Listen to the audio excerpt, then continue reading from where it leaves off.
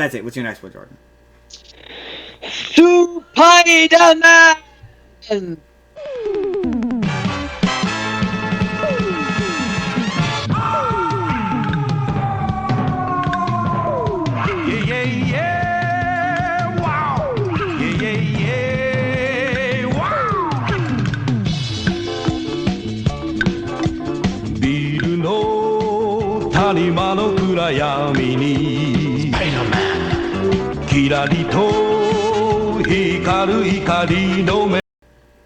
That fun fact about that one, that is obviously the Japanese version of Spider-Man, Spiderman.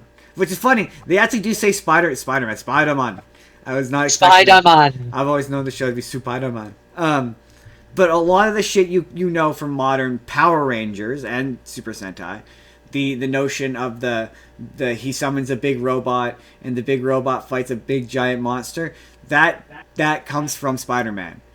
Yeah, from Spiderman. Yeah, initially, Super Sentai. This is where we're gonna get some history about Super Sentai real quick.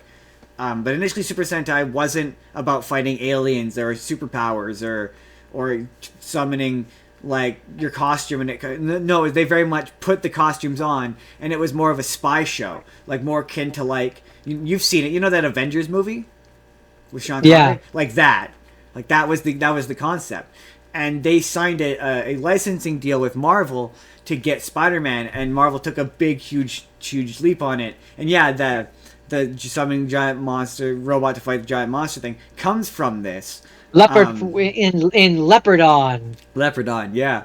And off the back of this show, they were going to make a Captain America show where it was Captain America and he was going to work with a bunch of different captains from around the world and they would form a super team.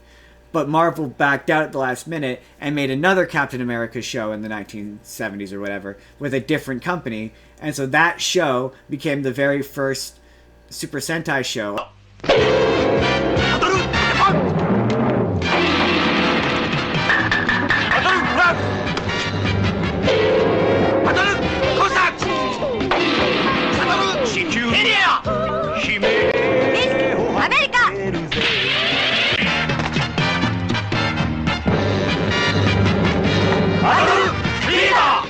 Official Super Sentai show, because Go Ranger and the other one weren't officially considered Super Sentai. That became the first official Super Sentai show, and that has the giant robot, and that has the you know they have a bunch of vehicles and that's the very first use of that in Super Sentai, and that's all because of Marvel and Spider-Man, and that eventually, obviously, down the road leads to Power Rangers. So if you like Power Rangers, you could thank Spider-Man. Spiderman. But that being said, this show came out in 1978, and you can feel it. Oh, you can tell. Yeah, the thing with Japan is these shows always look 10 years older than they are. So it looks like it's a show. It's a show from the late 1970s, early 1980s. It looks like it's a show from the 60s. Yeah. Lovingly, but definitely aged a bit.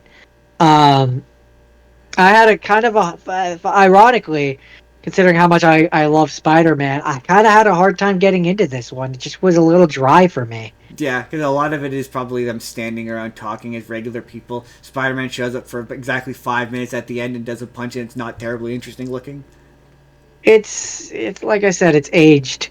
But apparently this version of him, Yamashiro, did later appear in the comic storylines of Spider-Verse and Spider-Geddon. That was the first Spider...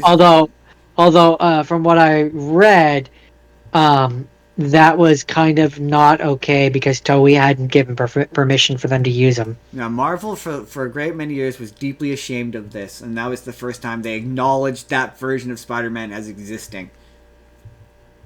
But again, not with legal permission. Not with legal permission, though, no. Yeah, I know that. The best part of it, from what I watched, was the robot fighting. But if you walked in on that, isolated from the rest of the show, you'd have no idea it had anything to do with Spider-Man. Because it doesn't have any cockpit footage. So it's not like it cuts to Spider-Man operating the robot. The robot just operates on its own. It's yeah. As far as model and like suit work goes, it looks fun. It's fun. But it's a very small segment of an otherwise quite dry show. And the fact that his catchphrase is that he's an emissary from hell is weird.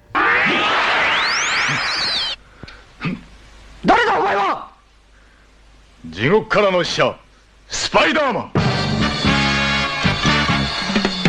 父とガリアの復讐を俺が果たす。 I mean, yeah, there's a lot of things that made it weird.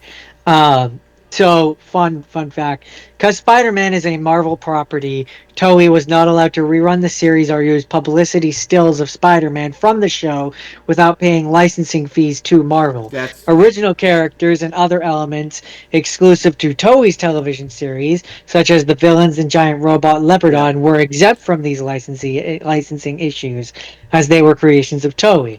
As a result, only a single VHS collection of episodes, which features episodes 1 and 31 and the movie, was released in Japan during the 1980s. And reprints of the official soundtrack had the original cover of the jacket replaced with an image of Leopardon. Yep. The rest of the series was unavailable on home video for many years. Yeah. That is why. The 1995 superhero guidebook, Chojin Gaho, the Superheroes Chronicle, published by Takashobo, was the last time Toei was allowed to publish a photograph of Spider-Man. All right. Is that it?